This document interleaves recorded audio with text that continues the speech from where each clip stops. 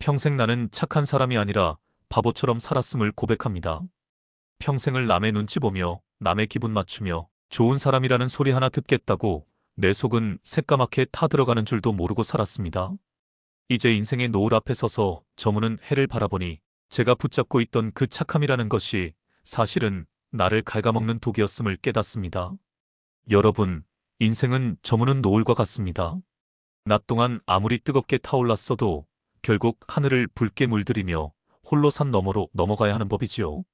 그 노을이 아름다운 건 남의 빛을 빌려서가 아니라 자신의 마지막 열정을 온전히 스스로 뿜어내기 때문입니다. 그런데 저는 그러지 못했습니다. 평생을 남의 그림자로 살았습니다. 오늘 제가 하려는 이야기는 성공담이 아닙니다. 80년을 착한 사람이라는 감옥에 갇혀 살았던 한 노인의 뒤늦은 후회이자 여러분은 절대 저처럼 살지 마시라는 절박한 고백입니다. 지금 이 영상을 보시는 당신도 혹시 저처럼 스스로를 속이며 살고 있지는 않으신가요? 5분만 제 이야기를 들어보십시오. 당신의 남은 인생이 통째로 바뀔지도 모릅니다. 첫 번째, 내가 베푼 호의는 권리가 되고 나의 양보는 무능이 되었습니다. 저는 평생 거절을 못하고 살았습니다. 남이 부탁하면 내 일을 제쳐두고라도 도와주었죠. 그것이 미덕이고 나중에 복으로 돌아올 줄 믿었습니다. 하지만 인생을 복귀해보니 돌아온 것은 감사가 아니라 당연함이었습니다. 한 번 도와주면 고마워하지만 10번 도와주면 안 도와줄 때 서운해합니다. 내가 착해서 참아준 것을 사람들은 내가 몰라서 참는 줄 알더군요. 나중에는 제 의견조차 묻지 않는 지경에 이르렀습니다. 제가 믿었던 배려는 상대방에게 만만함으로 읽혔던 것이지요. 아직 시간이 남은 분들에게 감히 말씀드립니다. 모두에게 좋은 사람이 되려는 마음을 오늘 당장 쓰레기통에 던지십시오. 내가 나를 귀하게 여기지 않는데 누가 나를 귀하게 여기겠습니까? 내가 참아준 10번의 호의는 상대에게 10번의 권리가 됩니다. 착한 척하느라 나를 죽이지 마세요. 두 번째, 자식에게 쏟아부은 희생이 노년의 불화가 되었습니다. 자식을 위해서라면 내 입에 들어가는 것 아끼고 내 입을 옷 안 사고 다 해줬습니다. 그것이 부모의 도리이고 나중에 자식이 잘 되는 것이 나의 행복이라 믿었습니다. 하지만 80세가 되어 깨달았습니다. 과한 희생은 반드시 보상 심리를 낳는다는 것을요. 내가 이렇게까지 했는데 너희가 나한테 이럴 수 있느냐는 마음이 제 안에서 괴물처럼 자랐습니다. 자식들은 그 희생을 부채처럼 느끼며 저를 피하기 시작했지요.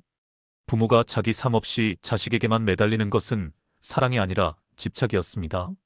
지금 60대라면 자식에게 줄 돈으로 당신의 취미를 사고 당신의 건강을 사십시오. 부모가 스스로 행복할 때 자식도 진정으로 부모를 존경하게 됩니다. 세 번째, 죽기 살기로 인맥을 관리했던 시간들이 가장 허무했습니다. 경조사를 챙기고 모임에 빠지지 않으려 애썼습니다. 혼자 남겨지는 게 두려웠고 인맥이 곧 능력이라 믿었기 때문입니다. 하지만 이 나이가 되어 병원 침대에 누워보니 곁에 남는 사람은 손가락에 꼽을 정도더군요. 내가 잘 나갈 때 구름처럼 모였던 사람들은 내가 힘이 빠지자 바람처럼 사라졌습니다. 그 허망한 관계들을 유지하느라 내 아까운 젊음과 감정을 낭비한 것이 너무나 통탄스럽습니다. 진정한 관계는 관리해서 생기는 게 아니라 내가 내 갈 길을 묵묵히 갈 때 곁에 머무는 사람들과 맺어지는 것이었습니다. 핸드폰에 저장된 수천 명의 번호보다 비 오는 날 함께 우산을 써주란 사람이면 충분합니다. 네 번째, 참는 것이 미덕인 줄 알았는데 참는 것은 병이 될 뿐이었습니다. 억울한 일이 있어도 화나는 일이 있어도 꾹꾹 눌러 담았습니다. 참는 자에게 복이 온다는 말을 신조처럼 여겼지요. 그런데 지금 제 몸에 남은 것은 화병과 주름뿐입니다. 내가 내 목소리를 내지 않았을 때 세상은 나를 점잖은 사람이 아니라 함부로 해도 되는 사람으로 취급했습니다. 내 감정을 솔직하게 표현하지 못한 대가는 비겁한 노년이었습니다. 그때 화를 냈어야 했습니다. 그때 안 된다고 말했어야 했습니다. 적절한 분노는 나를 지키는 울타리였는데 저는 울타리 없이 평생을 벌판에서 떨며 살았습니다. 참아서 이긴 것이 아니라 참아서 나를 잃어버린 것입니다. 할 말은 하고 사세요. 다섯 번째, 나중에라는 말은 세상에서 가장 잔인한 거짓말이었습니다. 나중에 돈 벌면, 나중에 자식들 다 키우면, 나중에 여유 생기면. 저는 늘 행복을 뒤로 미뤘습니다. 하지만 80세의 나중은 찾아오지 않았습니다. 다리가 떨려서 여행을 못 가고 이가 아파서 맛있는 걸 못 먹습니다. 내가 믿었던 준비된 미래는 환상이었습니다. 인생에서 가장 젊은 날은 바로 오늘이고 가장 맛있는 음식은 지금 내 입에 들어가는 음식입니다. 미래를 위해 현재를 희생하지 마십시오. 나중에는 없었습니다. 지금 행복하지 않은 사람은 영원히 행복할 수 없습니다. 그때는 몰랐습니다. 남들에게 좋은 사람 소리 듣는 게 내 인생을 지켜줄 줄 알았습니다.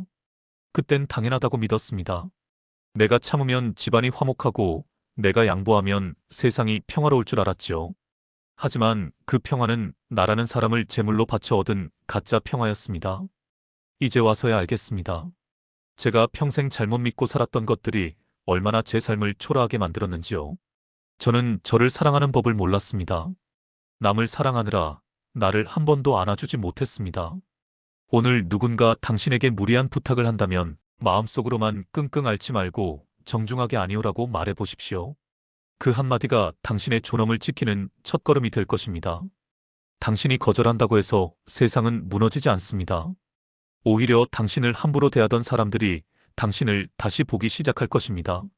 지난 세월을 돌아보며 드리는 이 못난 고백이 지금 흔들리는 당신에게 작은 힘이 되기를 바랍니다. 제가 못다 이룬 나로 사는 삶을 당신은 꼭 이루시길 진심으로 응원합니다. 긴 글 들어주셔서 고맙습니다.